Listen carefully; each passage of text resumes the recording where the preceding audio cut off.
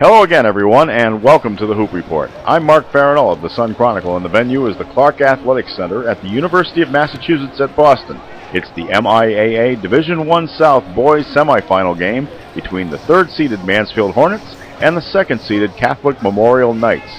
Over the past 5 tournaments, Mansfield has been in the South title game 3 times, while Catholic Memorial hadn't made it past the quarterfinal round until this year. The game has been called an instant classic, and for good reason. CM had put together a talented and deep team that was expected to dominate the sectional playoffs. Mansfield, the defending South champion, appeared vulnerable because it played without veterans Brendan Hill and Michael Hirschman all year long because of their football season injuries. But the Hornets still managed to win 22 games and lose just 2 without those key players and with a shortage of depth on the bench. They entered this game determined to prove the naysayers wrong and to do everything they could to ensure another game for the sectional championship on Saturday. The game was close in the first half. Catholic Memorial outscored Mansfield 20-11 in the third quarter to create what looked like a comfortable cushion, but the Hornets outscored CM 12-2 over the first 5 minutes of the fourth quarter, 7 by senior point guard Rocky DeAndrade and the other 5 by junior forward Michael Bowen, who gives his all on this baseline drive.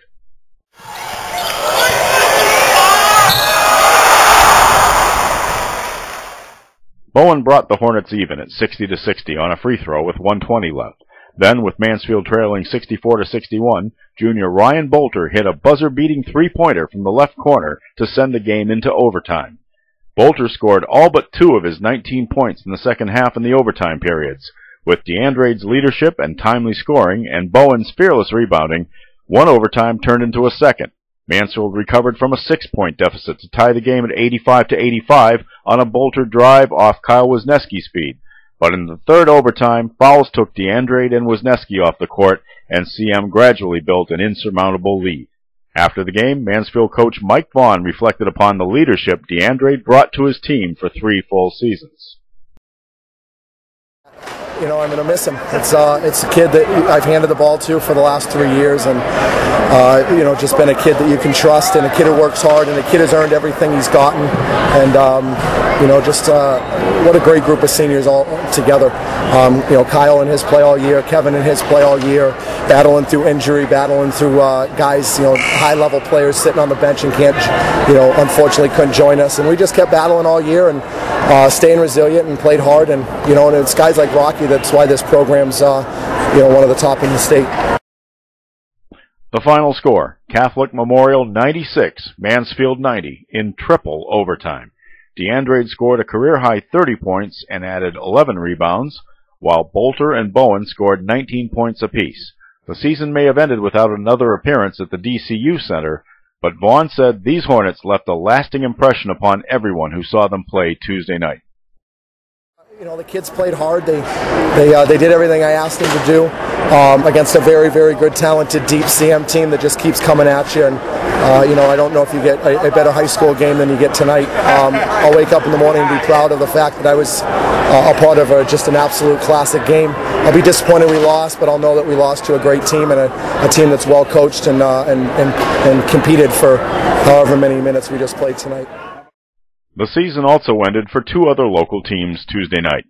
In the Division II South Boys semifinal at Brockton High, top-seeded Bishop Feion led 12th seed Milton 56-48 over the first 3 quarters, but the Wildcats were unstoppable in the fourth quarter, outscoring the Shamrocks 31-19 to pull off their 3rd upset victory of the tournament. The final score, Milton 79, Bishop Feion 75, ending the Shamrock season with a 21-2 record.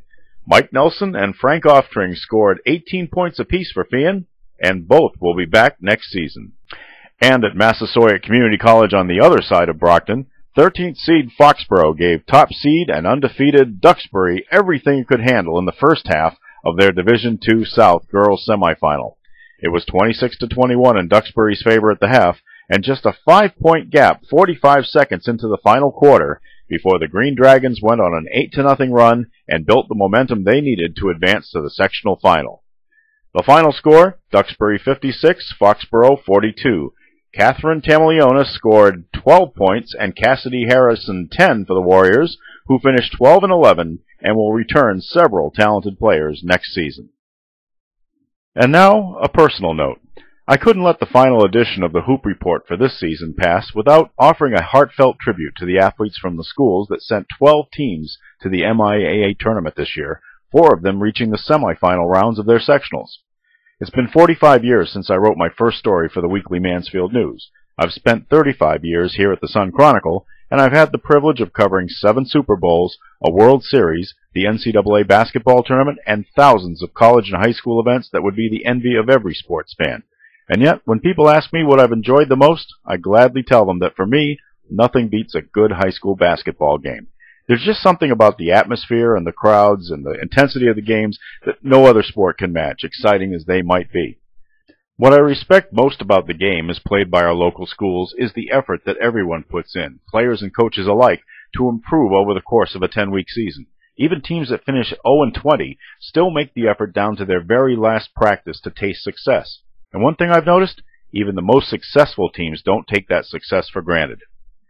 The area will bid farewell to a lot of talented athletes this year, and I wish them well in their journeys beyond high school. And as one group departs, younger players rise through the ranks to replace them, part of the never-ending cycle that will, someday down the road, make it very difficult for me to leave my vantage point in the stands. But that day hasn't come yet. I thank the athletes pictured here, and all of their teammates, for the excitement that they provided this season. Now it all begins anew, with AAU ball and summer leagues, until it's again time to dream of championships and to try your best to make it happen. Thanks for watching, and we'll see you next season.